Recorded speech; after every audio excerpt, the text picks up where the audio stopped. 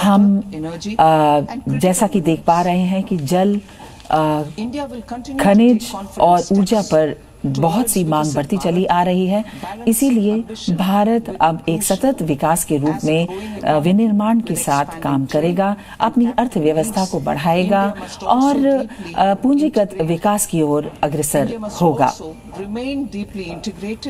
भारत को अखंडित होना बहुत जरूरी है और खासकर विश्व बाजार के क्षेत्र में, ग्लोबल बाजार के क्षेत्र में हमें पूरी तरह से एकीकृत रहना चाहिए। भाग क यानी पार्ट ए के रूप में मैं बताना चाहूंगी कि सबसे पहले हम लोगों का धन्यवाद देना चाहेंगे जो हमारे साथ पूरी तरह से खड़े रहे और उन्होंने हमें विश्व की एक सबसे बड़ी अर्थव्यवस्था के रूप में उभरने का मौका दिया।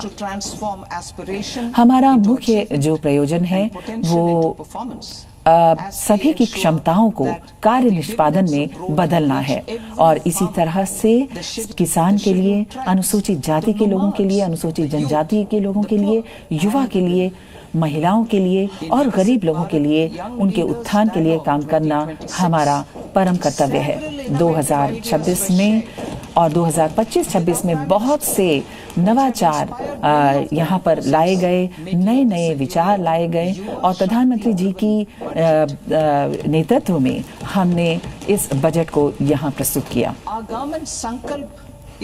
हमारा सरकारी जो संकल्प है वो गरीब लोगों के लिए,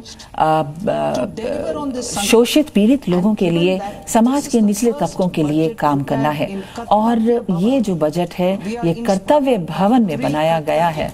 3 कर्तव्य हैं जिनके बारे में मैं यहाँ चर्चा करना चाहूंगी।